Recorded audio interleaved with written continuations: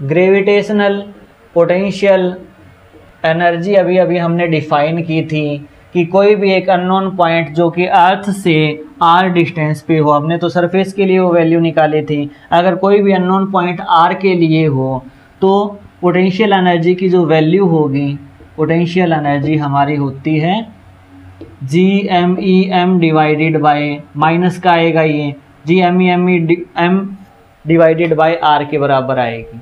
ये वैल्यू अभी अभी हमने डिफाइन की है। तो लास्ट क्लास में भी हमने लास्ट चैप्टर में भी हमने ये किया था कि पर यूनिट मास को लेके आएंगे तब हमारा जो वर्क डन होगा वह होगा हमारा ग्रेविटेशनल पोटेंशियल के बराबर। यानी ग्रेविटेशनल पोटेंशियल की जो वैल्यू होगी वह होगी माइनस का GM डिवाइडेड बाय r के बराबर। इन चीज़ों को ज़्यादा डिटेल में हम नहीं पढ़ रहे क्योंकि लास्ट चैप्टर में पूरा डिटेल से पढ़ रखा है। सेम टू सेम बातें हैं कि एक की जगह G है, Q की जगह M है और सारी की सारी बातें, सारी की सारी डेरिवेशन हमारी कॉमन है, इसीलिए हम सीधा इसको यहीं पे ही पढ़ रहे हैं। अब हमने एक तो चीज़ ये भी तो डिफाइन की थी ना कि dV की वैल्यू जो होती है माइनस का E डॉट dr के बराबर होती है, ये हमने डिफाइन की थी। तो हम अगर पोटेंशियल की फॉर्म में, यहाँ पर ग्रेविटेशनल पोटेंशियल की फॉर्म में इस बात को डिफाइन करना चाहें तो ग्रेविटेशनल पोटेंशियल हमारा होगा, ग्रेविटेशनल हमारा जो इलेक्ट्रिकल फील्ड इंटेंसिटी की तरह यहाँ पर gravitational field intensity into dr के बराबर होगा। तो हम ये लिख सकते हैं कि Eg किसके बराबर होगा, माइनस का dV अपॉन dr, और यह dV अपॉन dr क्या है, इसका वो डेरिवेशन x के रिस्पेक्ट में अलग होगा, y के रिस्पेक्ट में अलग होगा क्योंकि ये वेक्टर फॉर्म है। न्यूमेरिकल करेंगे तब हमें पता चल जाएगा। और अगर मैं v की बात करूं तो v होता है हमारा इंटीग्रेशन ऑफ dV बराबर integration of E dot dr। तो ये हमें दो फॉर्मूले और यूज करने हैं कि relation between gravitational field intensity and gravitational potential. वहाँ पर इलेक्ट्रिकल फील्ड इंटेंसिटी और इलेक्ट्रिकल पोटेंशियल के बीच में हमने रिलेशन ड्राइव की थी, यहाँ पर इनके बीच में हम रिलेशन ड्राइव कर रहे हैं।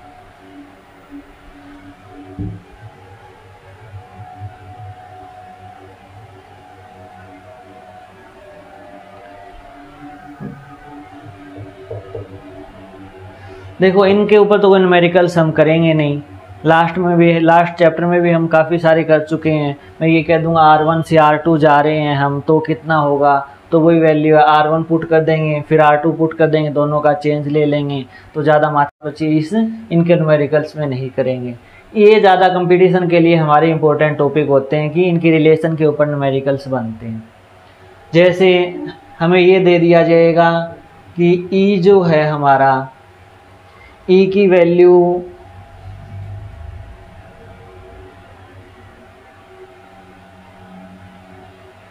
To i cap plus 4j cap minus 6k cap दे दी।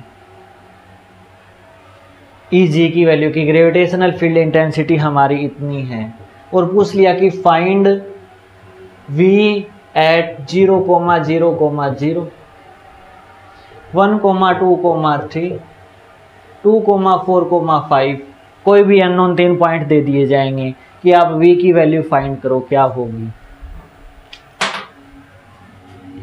तो हम इसका सॉल्यूशन करेंगे कि हम जानते हैं V is equal to minus का E डॉट dr का इंटीग्रेशन होता है, और हम यहाँ पर dr लेंगे x i cap y j cap z k cap. हम dr की वैल्यू मान के चल रहे हैं कि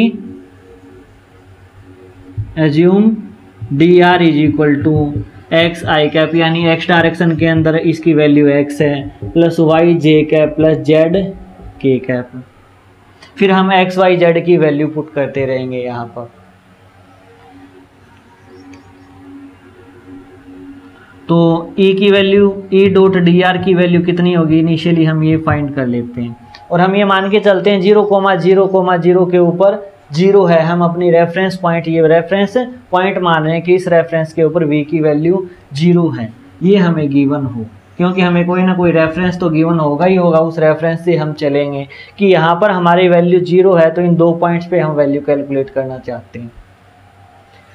तो ई डॉट डी आर कितना होगा, ई कितना है हमारा 2i cap plus 4j cap,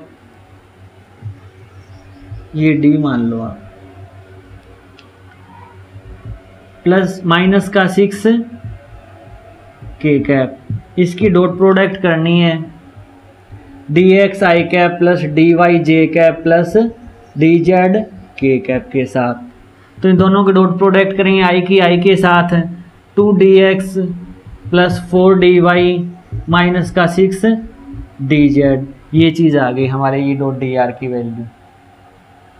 अब हमें इंटीग्रेशन करना है, अगर हम इंटीग्रेशन करेंगे तो v is equal to negative of integration करेंगे इस चीज़ का कि 2dx प्लस 4dy माइनस का 6dz, और इंटीग्रेशन कर दिया हमने और लिमिट लगा दी कि हमारा इनिशियल क्या था, जो हम यहाँ पर dv आएगा ना, क्योंकि ये dv का इंटीग्रेशन है 0 से v, कोई भी एक अननोन पॉइंट p का निकाल रहे हैं, वह पॉइंट हमारा 0,0,0 से कहाँ जा रहे हैं 1,2,3 पे जा रहे हैं। ये अगर चीज़ें समझ में न आ रही हो कि मैं लिमिट कैसे लगाता हूँ, तो वो चीज़ें मैं एक बार आपको वापस से डिफाइन कर दूँ। जब भी ई देकर वी पूछा जाएगा ना, तो हमें एक तो रेफरेंस वैल्यू गिवन होगी कि रेफरेंस हमारा यहाँ पर 0 होगा, यानी इस पॉइंट के ऊपर हमने 0 मान लिया। अदरवाइज किसी और अननोन पॉइंट पे 0 दे देगा और इस पॉइंट पे कैलकुलेशन पूछ लेगा, ये भी हो सकता है। लेकिन हमने 0,0,0 ओरिजिन के ऊपर इसकी वैल्यू 0 माननी है। तो इनिशियल पॉइंट हमारा 0,0,0 पे v की वैल्यू 0 है। फाइनल हमारा, पहले हम इस पॉइंट की बात करें तो इस पॉइंट के ऊपर हमने v मान लिया कि vp हमारा ये पॉइंट है, ये p पॉइंट मानो और ये q पॉइंट मानो। तो p पॉइंट के ऊपर 1 2 3 vp आ गया। तो vp माइनस v0 क्या आएगा, v एट p आएगा, नेगेटिव तो है ही है। 2dx का integration 2x plus 4y minus का 6z, और वैल्यू आ जाएगी 0,0,0 से 1,2,3 आ जाएगी। अब हम इसकी वैल्यू पुट करेंगे और हमारे पास p पॉइंट का पोटेंशियल आ जाएगा। सेम टू सेम हम करें क्यू पॉइंट के लिए कि 2,4,5 पुट कर दें तो वो पोटेंशियल हमारा क्यू पॉइंट का आ गया। कोई भी हमें unknown point x y z का पूछ लिया जाए तो हम यहाँ पर पुट कर देंगे x, y, z, तो हमारी वैल्यू आ जाएगी। तो अगर हमें इलेक्ट्रिकल फील्ड दे दिया जाए और पोटेंशियल पूछ लिया जाए तो उस कंडीशन में हम इसका इंटीग्रेशन करेंगे इसी टाइप से।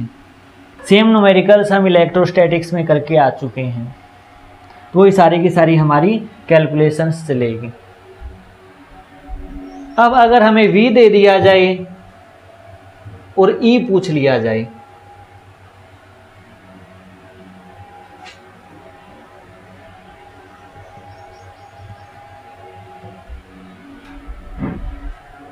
जैसे सपोज v की वैल्यू दे दी 2x² plus 3y² plus 4z² plus xy plus yz, ये दे दी, कोई भी हमने एक अननोन मान ली और हमसे पूछ लिया कि E बताओ, E कितना होगा। तो ये जो बातें चलती है ये तो मैंने डायरेक्टली लिख दिया क्योंकि एक वेक्टर क्वांटिटी है। अदरवाइज हम क्या करते हैं, इसका पार्शियल डिफरेंशिएशन करते हैं, curly v by curly r। यहाँ पर r की वैल्यू x y z 3 अलग अलग पुट करेंगे तो x की फॉर्म में आ जाएगा, y डायरेक्शन में और z डायरेक्शन में आ जाएगा। तो सबसे पहले तो हम निकालेंगे E x डायरेक्शन में कितना होगा। तो हम क्या करेंगे, y और z को कांस्टेंट मान के पूरी इक्वेशन का डिफरेंशिएशन x के रिस्पेक्ट में करेंगे। तो x के रिस्पेक्ट में इसका डिफरेंशिएशन कितना आएगा, 4x, y कांस्टेंट है 0 0, इसका y आ गया और yz कांस्टेंट है तो 0। तो ये तो आ गया हमारा i कैप डायरेक्शन में। फिर बात करेंगे y की, ई वाई क्या होगा, y के रिस्पेक्ट में पूरी इक्वेशन का डिफरेंशिएशन कर दो x और z को कांस्टेंट मानकर। ये कांस्टेंट है तो 0, ये हो जाएगा हमारा 6y, फिर 0, फिर हो जाएगा x और फिर हो जाएगा z। तो ये आ गया हमारा j कैप में। सिमिलरली ई जेड क्या होगा, ई जेड होगा z के रिस्पेक्ट में कर दो तो पहले दो टर्म तो 0 आ जाएगी और हमारी 8z आ जाएगा और प्लस y आ जाएगा जो कि k कैप डायरेक्शन में होगा। तो हमारे ई नेट की वैल्यू ई जो आएगा E x i cap E j E y j cap ये चीज़ें आ जाएगी, यानी 4x plus y i cap plus 6y plus x plus z j cap plus 8z plus y k cap. अब अगर किसी भी पॉइंट का इलेक्ट्रिकल फील्ड पूछ ले जाए तो पॉइंट हम पुट कर देंगे, हमारे पास इक्वेशन आ जाएगी। याद रखना ये इक्वेशन हमारे पास एक्स वाई की फॉर्म में आ रही है, यानी एक्स वाई जेड तीनों की वैल्यू पुट करें तो हमारा answer I cap J cap और के कैप में आएगा। अगर मैग्नीट्यूड पूछ लिया जाए तो तीनों को डायरेक्टली नहीं जोड़ेंगे, इसका स्क्वायर प्लस इसका स्क्वायर प्लस इसका स्क्वायर का होल रूट हमारा इसका मैग्नीट्यूड होगा, जो कि एक वेक्टर का होता है। तो हमारा इस टाइप से भी न्यूमेरिकल पूछ लेगा। तो आपको इस लेक्चर की भी डीपीपी दे दी गई है जिसमें इस टाइप के आपको न्यूमेरिकल्स मिलेंगे, तो न्यूमेरिकल्स करके देखना। फाइनली मैं आपको रिवाइज करा दूं कि हमने स्टार्टिंग में पोटेंशियल एनर्जी की डेरिवेशन की, नेगेटिव आया क्योंकि अट्रैक्टिव फोर्स है, तो ये आ गया। फिर हमने बात की कि R1 से R2 जा रहे हैं, तो यहाँ पर 1/R1 माइनस 1/R2 लगा था, वो डेरिवेशन प्रूफ हो गई। फिर अर्थ की सरफेस से अगर h हाइट पे जाएं और h हमारा बहुत कम हो as compare to radius of earth, तो mgh के बराबर होगी चेंज इन पोटेंशियल एनर्जी हमारी। फिर हमने पोटेंशियल पढ़ लिया, पोटेंशियल की रिलेशन होती है ग्रेविटेशनल फील्ड इंटेंसिटी के साथ, तो इस टाइप के उनके ऊपर न्यूमेरिकल्स बनते हैं। तो आप ये सारी की सारी चीज़ें रिवाइज करना।